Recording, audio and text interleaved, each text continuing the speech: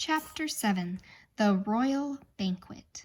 Right this way, follow us, come along, step lively. Here we go, they shouted, hopping from the wagon and bounding up the broad marble stairway. Milo and Talk followed close behind.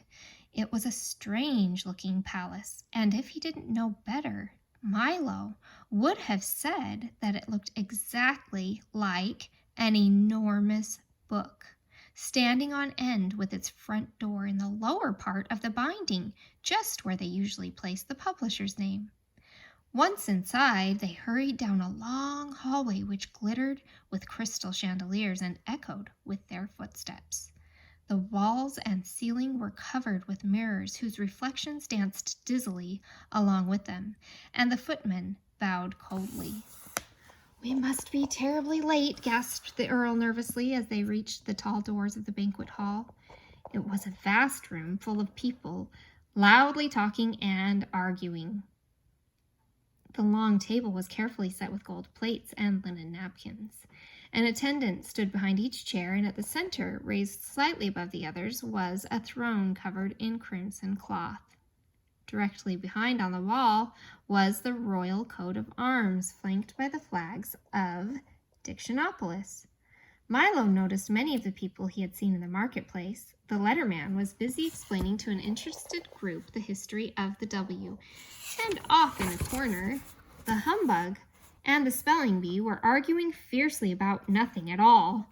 Officer Shrift wandered through the crowd, suspiciously muttering, "Guilty, guilty, they're all guilty," and on noticing Milo, brightened visibly and commented in passing, "Is it 6 million years already?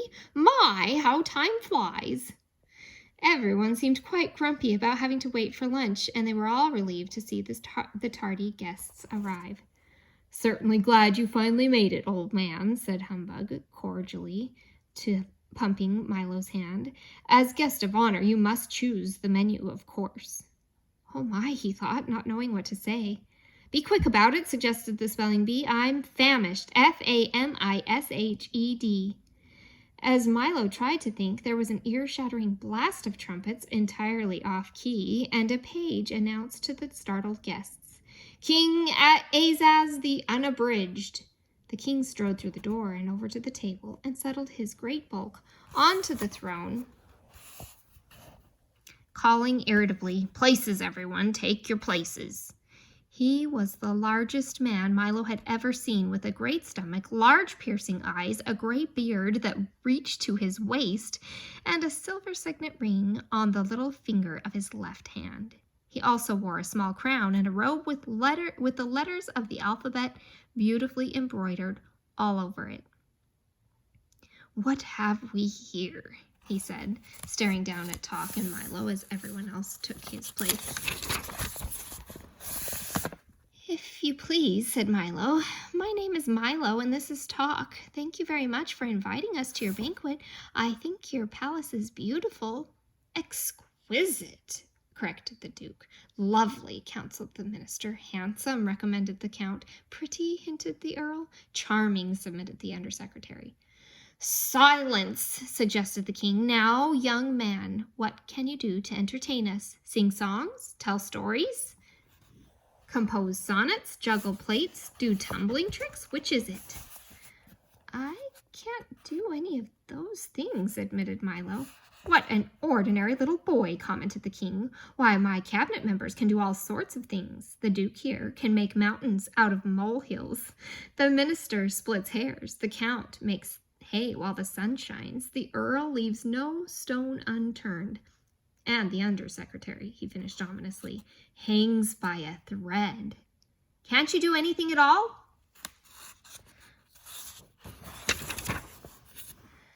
"I can count to 1,000, offered Milo. "Arrgh! Numbers! Never mention numbers here. Only use them when we absolutely have to," growled Azaz disgustedly. "Now, why don't you and Talk come up here and sit next to me and we'll have some dinner." "Are you ready with the menu?" reminded the humbug. "Well," said Milo, remembering that his mother had always told him to eat lightly when he was a guest. "Why don't we have a light meal?" "A light meal it shall be," roared the bug, waving his arms. The waiters rushed in carrying large serving platters and set them on the table in front of the king. When he lifted the covers, shafts of brilliant colored light leaped from the plates and bounced around the ceiling, the walls, across the floor, and out the windows. "Not a very substantial meal," said the humbug, rubbing his eyes, "but quite an attractive one. Perhaps you can suggest something a little more filling." The king clapped his hands. The platters were removed, and without thinking, Milo quickly suggested, "Well, in that case, I think we ought to have a square meal of—" "A square meal it is," shouted the humbug again. The king clapped his hands once more, and the waiters reappeared carrying plates heaped high with steaming squares of all sizes and colors. "Ugh," said the spelling bee, tasting one. "These are awful." No one else seemed to like them very much either, and the humbug got one caught in his throat and almost choked. "Time for the speeches," announced the king as the plates were again removed, and everyone looked glum. "You first," he commanded, pointing to Milo. "Your Majesty, ladies and gentlemen," started Milo timidly, "I would like to take this opportunity to say that in all the—" "That's quite enough," snapped the king. "Mustn't take all day." "But I just begun," objected Milo. "Next," bellowed the king.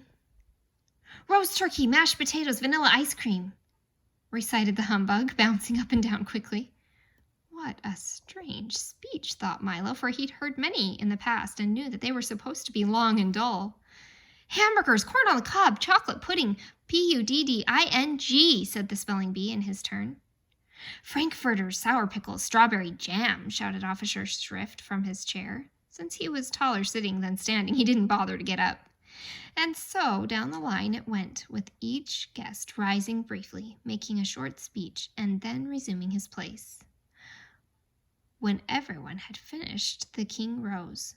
"Pas de foie gras, souper le l'oignon, façon, sau cloche, salade endive, fromages et fruits et demitasse," he said carefully, and clapped his hands again. The waiters reappeared immediately, carrying heavy, hot trays, which they set on the table. Each one contained the exact words spoken by the various guests, and they all began eating immediately with great gusto. "Dig in," said the king, poking Milo with his elbow and looking disapprovingly at his plate. "I can't say that I think much of your choice." "I didn't know that I was going to have to eat my words," objected Milo. Of course, everyone here does," the king grunted. "You should have made a tastier speech." Milo looked around at everyone, busily stuffing himself, and then back at his own unappetizing plate.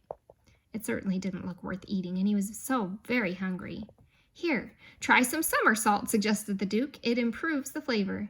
"Have a rigmarole," offered the count, passing the bread basket. "Or a ragamuffin," seconded the minister. "Perhaps you'd care for a synonym bun," suggested the duke. "Why not wait for your just desserts?" mumbled the earl indistinctly, his mouth full of food.